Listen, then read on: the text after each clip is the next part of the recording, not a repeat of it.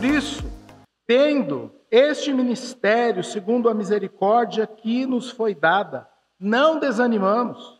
Pelo contrário, rejeitamos as coisas ocultas, que trazem vergonha, não agindo com astúcia, nem adulterando a palavra de Deus. E assim, pela manifestação da verdade, nos recomendamos a consciência de todos na presença de Deus. Mas se o nosso evangelho ainda está encoberto, é para os que se perdem que ele está encoberto, nos quais o Deus deste mundo cegou o entendimento dos descrentes, para que não lhes resplandeça a luz da glória de Cristo, o qual é a imagem de Deus. Porque não pregamos a nós mesmos, mas a Jesus Cristo como Senhor, e a nós mesmos como servos de vocês, por causa de Jesus. Porque Deus que disse, das trevas resplandeça a luz. Ele mesmo resplandeceu em nosso coração, para a iluminação do conhecimento da glória de Deus, na face de Jesus Cristo.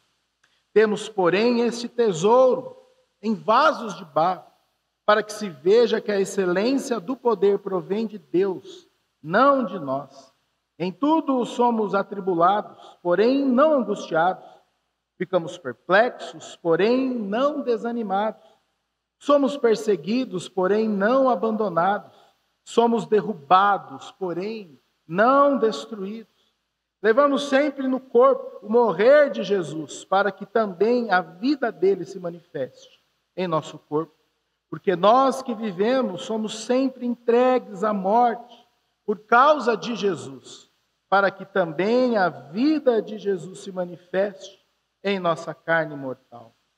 De modo que em nós opera a morte, em vocês a vida. Tendo, porém, o mesmo espírito de fé, como está escrito, eu criei, por isso falei. Também nós cremos e por isso também falamos, sabendo que aquele que ressuscitou o Senhor Jesus também nos ressuscitará com Jesus e nos apresentará juntamente com vocês. Porque tudo isso é para o bem de vocês, para que a graça, multiplicando-se, torne abundantes as ações de graças por meio de muitos para a glória de Deus. Versículo 16. Por isso, não desanimamos, pelo contrário, mesmo que o nosso ser exterior se desgaste, o nosso ser interior se renova dia a dia, porque a nossa leve e momentânea tribulação produz para nós um eterno peso de glória, acima de toda comparação, na medida em que não olhamos para as coisas que se veem, mas para as que não se veem, porque as coisas que se veem são temporais, mas as que não se veem são eternas. Amém. Glória a Deus. Meus irmãos, nessa manhã, nós somos o vaso de barro, um tesouro valiosíssimo, um tesouro inestimável. O Evangelho, a presença de Deus, o Santo Espírito do Senhor habita em nós. Neste capítulo, Paulo ele abre o seu coração. Na verdade, a segunda carta ela tem um tom mais pessoal, onde Paulo ele não tem vergonha de compartilhar com a igreja as suas aflições, as suas lutas, as suas crises. Ele faz isso. Em determinados momentos, Paulo transcreve ali suas orações. Ele é um homem ali que está de maneira íntegra, de maneira inteira na presença de Deus. E ele compartilha das suas lutas, compartilha das suas dificuldades. A própria igreja de Corinto era uma dessas lutas. Era uma dessas lutas ali que Paulo tinha que enfrentar diante do seu chamado. Na verdade, ali o ministério, o chamado de Paulo estava sendo atacado por alguns ali de Corinto. E olha que Paulo, ele mesmo, foi o pai espiritual daquela comunidade. Mas ele precisava ali, diante de alguns que estavam querendo tumultuar a igreja, defender a sua autoridade apostólica. E como Paulo faz isso? Ele faz acusando, ele faz ali criando intrigas, mais intrigas naquela igreja? Não. Paulo testemunha aos coríntios acerca da sua autoridade, falando sobre o seu ministério. Ministério que não era a invenção da cabeça dele, um ministério que não era por causa de títulos ou por conta ali da sua capacidade extraordinária, não. Era por conta da graça, da misericórdia de Deus. Ele defende o seu ministério, falando que esse ministério, esse chamado, foi concedido por Jesus Cristo. O texto dessa manhã começa com esse termo, por isso, em outras traduções, portanto, capítulo 4, versículo 1. Ou seja, está ligando aquilo que Paulo falou no capítulo anterior com o capítulo 4. Ou seja, ele estava ali já desde o capítulo 3 defendendo a sua autoridade. Ele era apóstolo, de fato, chamado por Jesus Cristo. E ele está se referindo à nova aliança, selada no sangue de Jesus, a superioridade da nova aliança, a aliança do Espírito. Ele fala sobre dois conceitos do seu ministério, a ousadia e a integridade. Ou seja, em Cristo nós temos ousadia para pregar e temos também integridade para viver aquilo que se prega.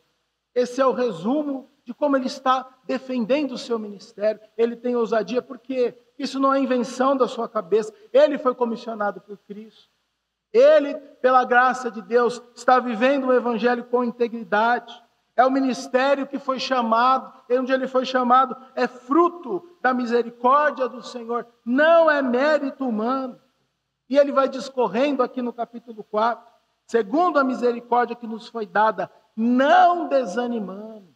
Por mais que as lutas fossem ali implacáveis, duras, as perseguições, naufrágios, tudo aquilo que nós lemos nas cartas, lemos em Atos dos Apóstolos. Esse homem, ele tem um ministério, ele tem um chamado, e é isso que motiva a sua vida a continuar. Meus irmãos, é o Evangelho que nos anima, é o Evangelho que nos dá forças para continuar a caminhada cristã. Esse é o desafio do pregador, viver o Evangelho, suportar as crises, ser íntegro na pregação.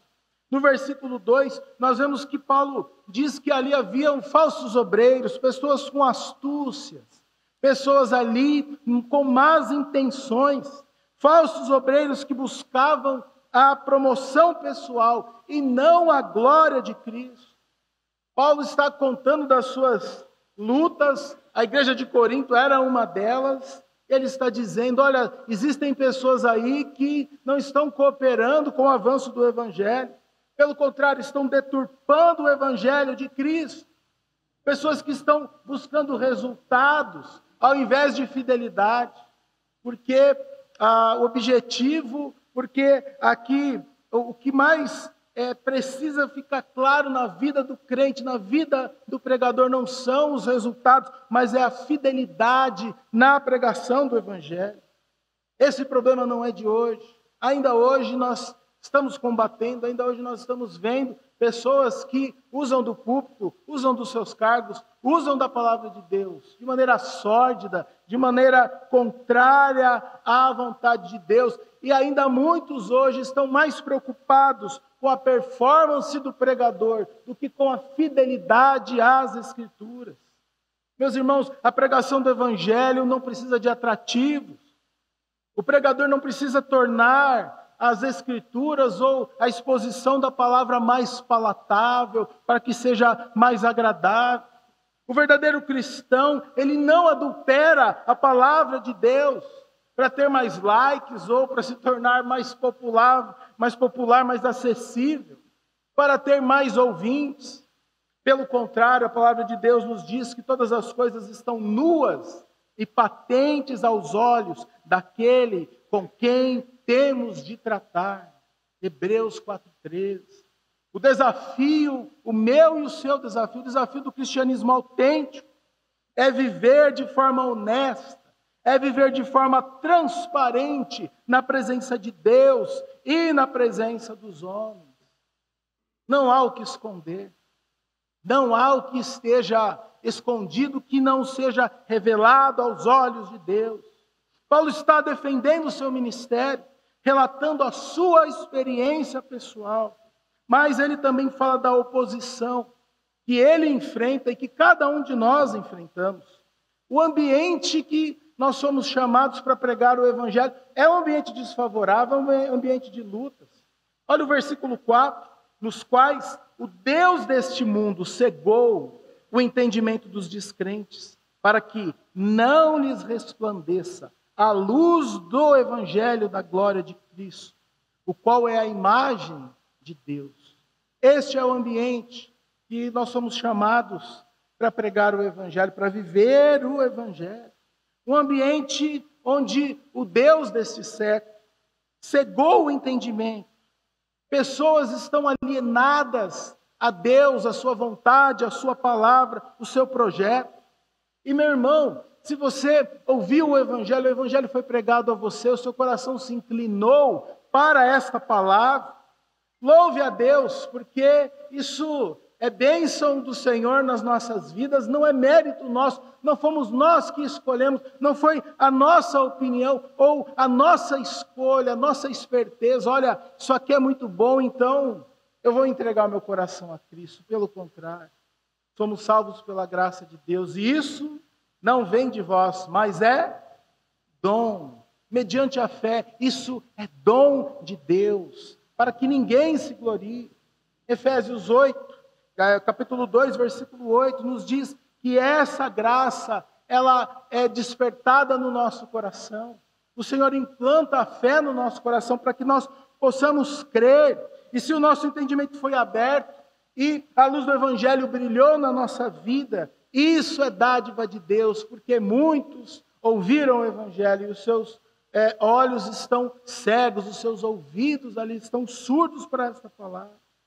Se recebemos a Cristo como Senhor, recebemos a salvação, fomos encontrados pela graça de Deus. E se tudo isso aconteceu e na hora da nossa salvação nós não fomos imediatamente arrebatados para os céus, é porque nós temos uma missão aqui. É porque temos algo a realizar no reino do Senhor. O Senhor nos chama para trabalharmos no seu reino, na sua vinha. Temos uma missão aqui. Não podemos nos esquecer, meus irmãos, que a pregação do Evangelho, para alguns, é vida, reconciliação, salvação. Mas para muitos é apenas uma sentença de morte. É uma sentença ali fadada à eternidade, longe do Senhor. E se esse Evangelho brilhou nas nossas vidas, isso é dádiva de Deus. Isso é bênção. Ele nos chamou para uma vida na sua presença, para uma vida ali servindo o Senhor. O Evangelho é o poder de Deus para a salvação daqueles que creem. Para os que creem é cheiro de vida. Para os que estão perecendo é cheiro de morte. Esse é o nosso Evangelho. Pregador, cada um de nós deve estar a serviço de Cristo e a serviço do seu reino. O ambiente que nós pegamos, pessoas cegas que precisam ali da iluminação do Santo Espírito. Versículo 6, porque Deus que disse, das trevas resplandeça a luz, Ele mesmo resplandeceu em nosso coração, para a iluminação do conhecimento da glória de Deus, na face de Jesus Cristo. A luz divina pode brilhar nos olhos de pecadores, enquanto o Deus deste século cega pessoas, Cristo traz a luz da salvação para aqueles que creem, como o apóstolo Paulo. Ele era um desses que estava alienado à vontade de Deus. Pelo contrário, ele em Atos 9 achava que estava fazendo a vontade de Deus, mas era ali uma pessoa bem intencionada, mas completamente equivocada nos seus planos e no seu estilo de vida. Ele é chamado, e ali no chamado que Deus diz para Ananias, o homem ali da igreja de Antioquia, que ora por ele, diz, olha, esse homem aí, ele vai saber o quanto ele vai sofrer por amor ao meu nome. Louvado seja o Senhor. E chegamos no versículo 7. Paulo passa da grandeza da missão, da grandeza da salvação que há em Cristo, e ele se volta para a fragilidade, para a sua limitação, a limitação do pregador. Versículo 7 nos diz, temos, porém, esse tesouro, temos essa salvação, essa graça, temos esse chamado, É isso que anima o nosso coração. Mas esse tesouro está em vasos de barro, para que se veja que a excelência do poder provém de Deus e não de nós. Essa é a dinâmica do reino de Deus. Nesta manhã, meus irmãos e irmãs, somos o simples vaso de barro, utensílio mais comum ali da época, utensílio sem muita adorno. Paulo ele não diz, olha, nós somos um vaso especial, um vaso de ouro, de prata, ou qualquer coisa que seja, e temos dentro de nós um tesouro valiosíssimo. Pelo contrário, nós somos o simples, o comum, o barro que qualquer momento pode quebrar. O vaso é de barro, mas o tesouro, o evangelho, valiosíssimo, inestimável, que nós temos na nossa mente, no nosso coração, nas nossas palavras. Há aqui um grande contraste entre o pregador e a pregação. Somos este vaso, somos esse recipiente que pode se quebrar, recipiente frágil. Vez ou outra, alguém vem falar, pastor, certo obreiro, pregador, cantor, certo pastor caiu em pecado, ele está sendo restaurado, ou ele fez alguma coisa que não condiz com o evangelho. De vez em quando vem alguém compartilhar esse tipo de notícia, né? Assustado. E logo me vem, mas o vaso é de barro. O vaso, ele não tem poder em si mesmo. O que nós temos de mais poderoso na nossa vida é o evangelho, é a mensagem da graça. Tolos são aqueles que se colocam num pedestal. Tolos são aqueles que desviam ali a glória do evangelho, a glória de Deus para si mesmo. E o resultado é frustração. Vez ou outra, um vaso aí despenca. Vez ou outra aí, o vaso mostra que ele é frágil. Mostra que ele é instrumento de Deus apenas. O valor, a credibilidade, igreja, não está em nós mesmos. O Senhor nos chama para testemunharmos o evangelho, sim. Mas a credibilidade do evangelho é do próprio evangelho, não é do vaso. O Senhor nos chama uma mensagem muito superior a nós mesmos. Uma realidade, um reino muito superior àquilo que nós podemos ofertar, podemos fazer. Essa manhã, igreja, o vaso é perecível e não pode ser mais valioso do que o tesouro. O vaso não pode roubar a cena. Da mesma forma que a moldura ali de um quadro não pode ser mais valiosa, mais bela do que a própria pintura. A glória não está no vaso, está no tesouro. O tesouro que nós temos é o evangelho da graça de Deus.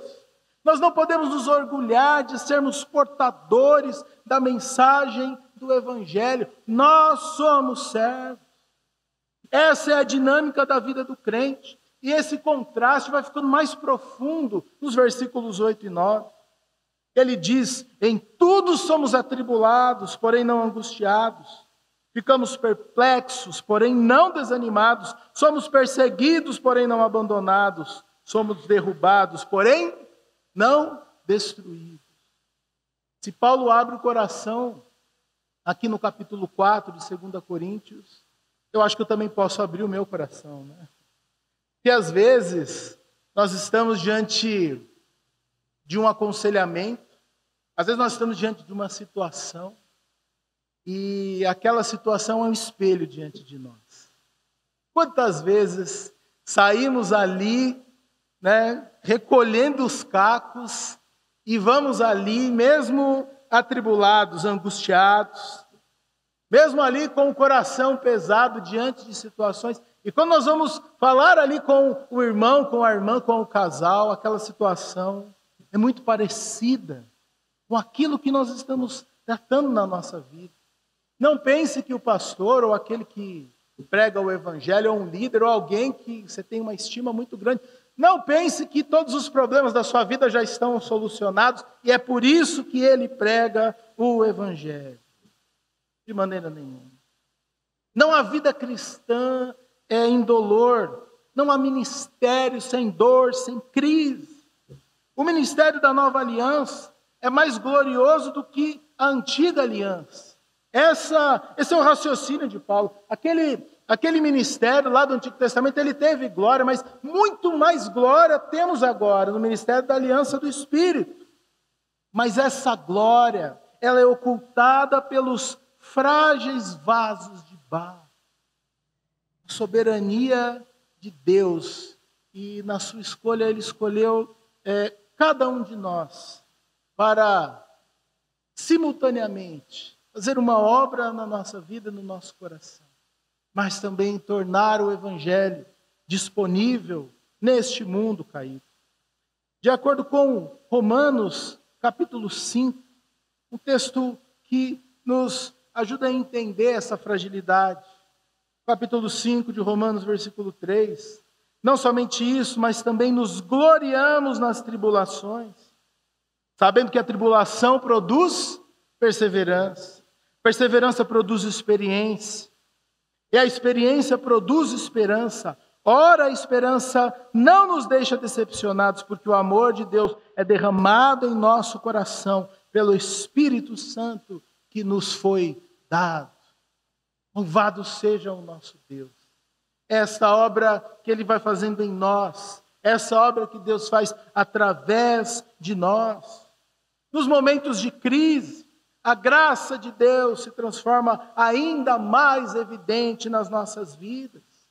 Você não está abandonado, você não está abandonado. Paulo ele também conta um testemunho profundo na sua carta de despedida, em 2 Timóteo 4, 16 e 18. O texto diz assim: na minha primeira defesa ninguém foi a meu favor, todos me abandonaram.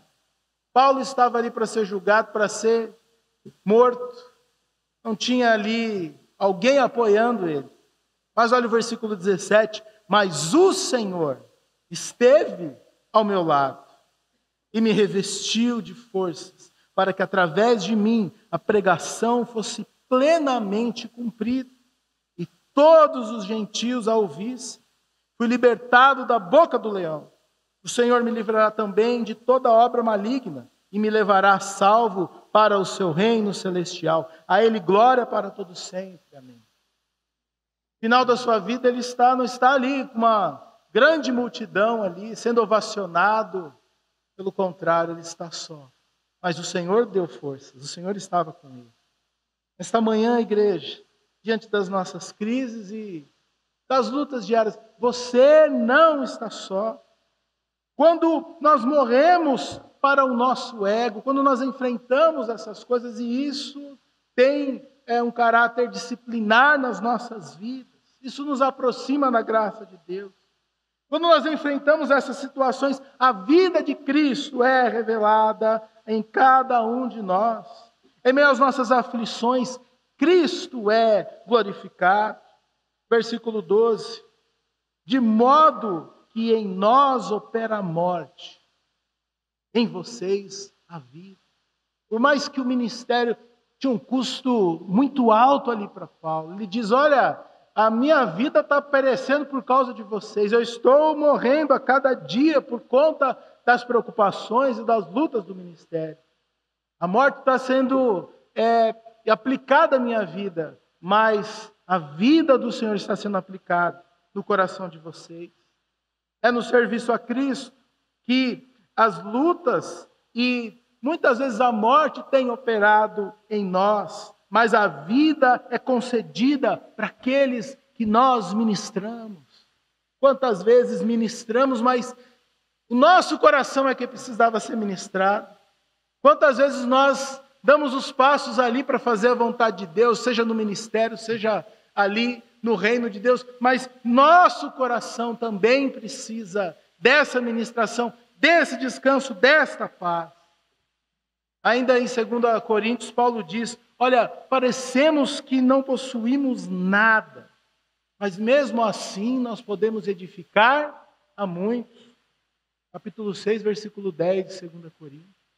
Às vezes, meus irmãos, a crise e a dificuldade, ela tende a nos retirar ali da cena, nos retirar ali da igreja, do ministério, daquilo que Deus poderia fazer por nós. O testemunho de Paulo, ele mesmo desfrutou desta bênção, de ser canal de bênção na vida dos seus discípulos, apesar das tensões, apesar dos dias maus. Podemos desfrutar dessa fé vitoriosa, versículo 14, que é baseada na ressurreição. Mas um dia, os vasos de barro serão revestidos de imortalidade. Um dia, os vasos de barro serão revestidos ali da eternidade. A esperança que o Evangelho apresenta não está deste lado da eternidade, está em Cristo. Está na glória do porvir, onde o nosso corpo mortal será revestido pela glória de Deus. Versículo 15. Porque tudo isso é para o bem de vocês, para que a graça, multiplicando-se, torne abundantes as ações de graças por meio de muitos para a glória de Deus. Ou seja, diante das tribulações, diante das situações adversas, o Evangelho prosperava, discípulos eram feitos, o Evangelho caminhava. Tudo isso trazia glórias a Deus, porque essa situação que você tem vivido, esse momento, essa dor, essa angústia, um dia isso será revertido para a glória de Deus. Tenha certeza disso. Que as nossas necessidades, que as nossas lágrimas, tudo isso, no final das contas, será para a honra, para a glória de Deus, trará glórias ao nosso Deus. Por isso nós temos esse ministério glorioso, versículo 16, ele reforça a ideia do versículo 1. É por isso que nós não desanimamos. É isso que deve ser o que nos anima. Nós somos chamados por Deus para realizar o ministério, pela sua graça, pela sua misericórdia. Ainda que as aflições desgastem o nosso corpo, o Espírito vai se renovando dia a dia. É isso que diz o versículo 16. É algo inversamente proporcional. As rugas vão aparecendo, a dor nas costas vai aparecendo. Ali, a nossa agilidade já não é mais a mesma, não somos mais os mesmos, né? Ainda que as aflições e a tendência natural dessa vida desgaste o nosso corpo, o nosso espírito se renova dia a dia. O corpo enfraquece, o espírito se renova. O corpo está perecendo, o espírito está sendo aperfeiçoado. E o que deve encorajar a nossa missão, o que deve encorajar a nossa vida, o que deve nos encorajar para servirmos o Senhor, é essa esperança de que um dia nós estaremos diante de Deus, ainda que o presente seja dolorido, doloroso, o futuro é glorioso. Ele termina esse capítulo falando da eternidade. E meditando nesse tema, imagine se a eternidade tivesse 1000 anos e nós tivéssemos ali a vida 100 anos, chutando bem alto, né? Chegássemos aí a 100 anos de vida, a proporção seria 10% dessa vida, 100%, 1000 anos, né? Da eternidade, 10%. Se a eternidade fosse 2000 anos, e nós vivêssemos os mesmos 100 anos, estourando ali, né? 5%, 10.000 anos fosse a eternidade.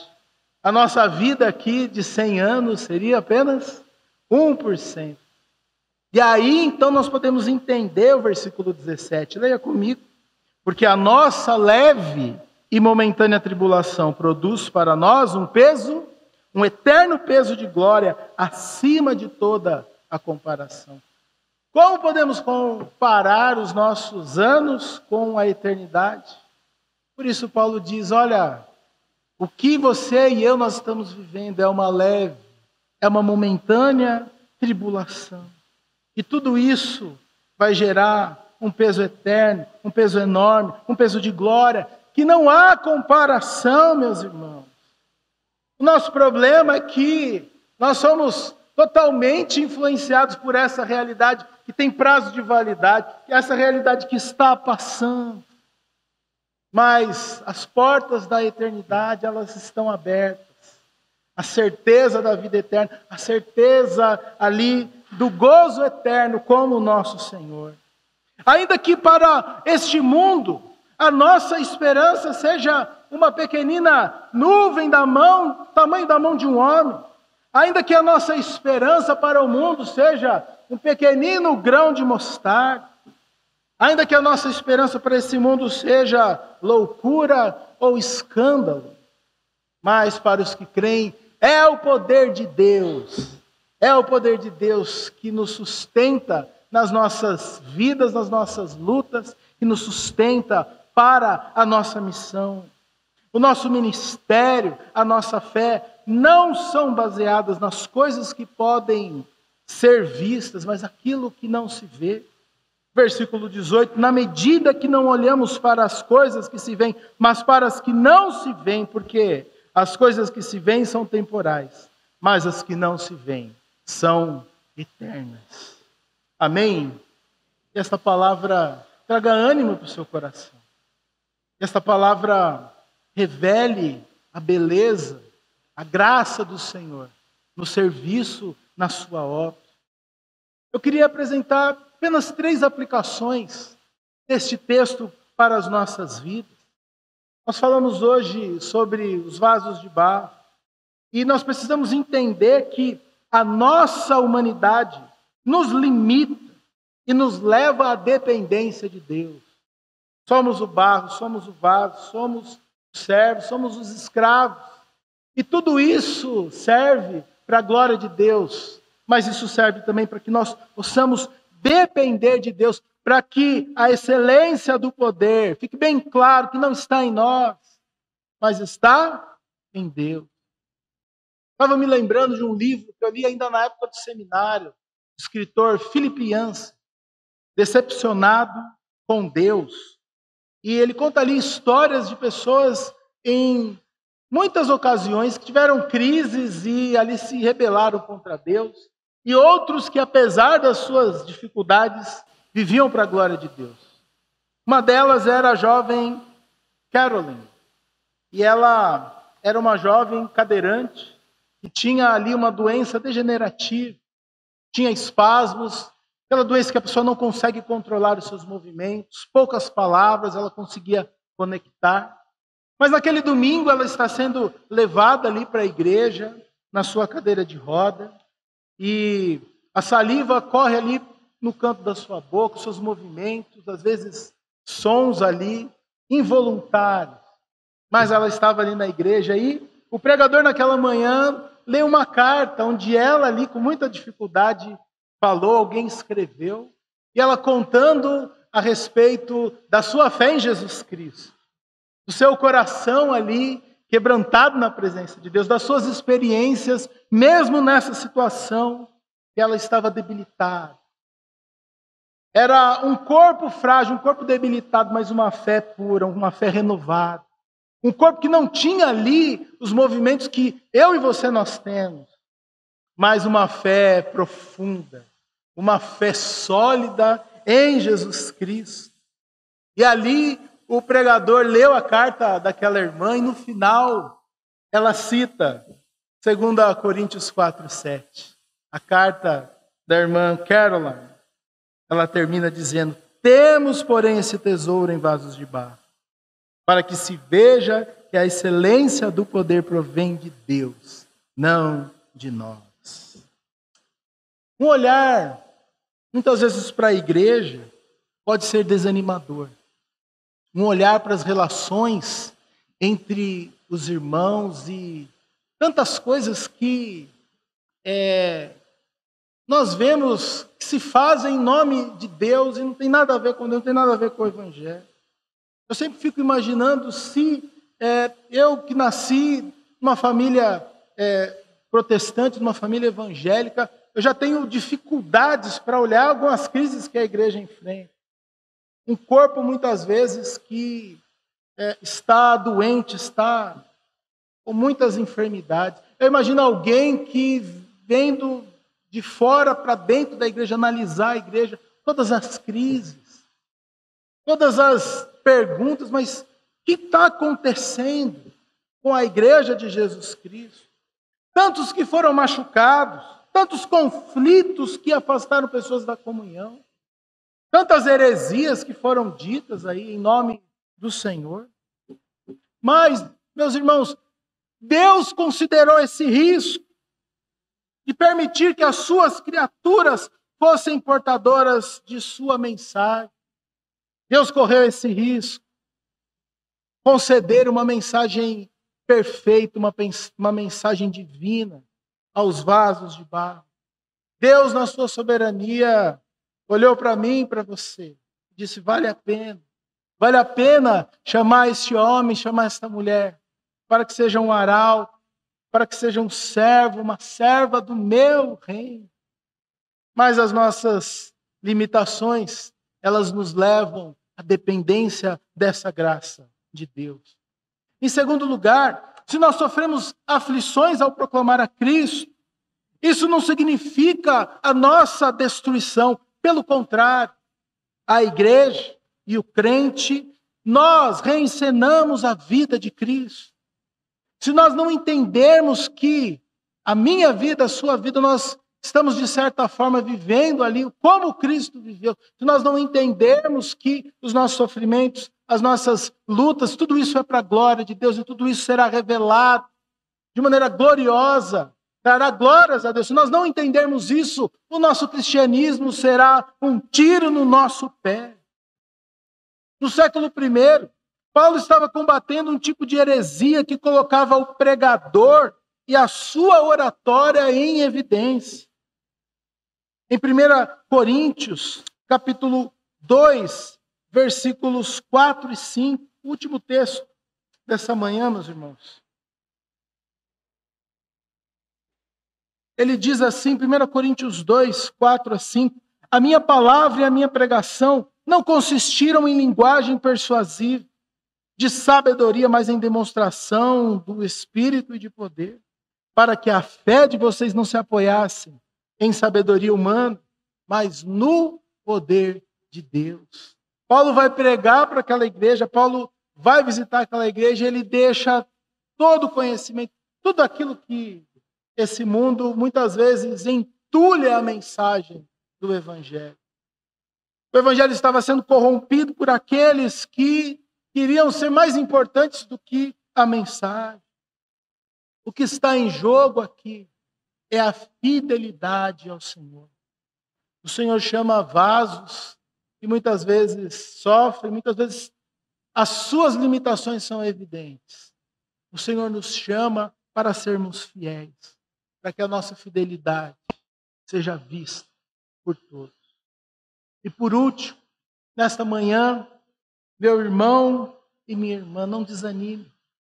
Ainda que as condições sejam desfavoráveis, ainda que o cenário não seja o melhor, ainda que a realidade seja inóspita, talvez por esses dias você tenha chegado ao seu limite. Sabe aquele dia que você fala, agora chega, não dá mais, não aguento mais, onde já se viu? Não quero minimizar os seus problemas ou as suas razões. Não quero minimizar o que você está sofrendo. Quem sou eu? Mas eu quero te apresentar a graça de Deus e a misericórdia do nosso Senhor. E mesmo diante dos nossos dilemas, nos chama para trabalharmos no seu reino. Nos chama para sermos homens e mulheres, servos e servas do Deus Altíssimo. Talvez o cenário por esses dias aí na sua vida seja desesperador. Talvez você tenha vindo hoje para a igreja com o seu coração pesado e as lágrimas tenham rolado aí nos seus olhos.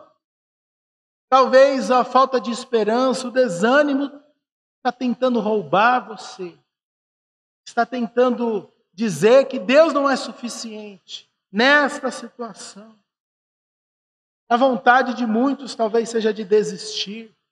E muitos ficam por meio do caminho mesmo.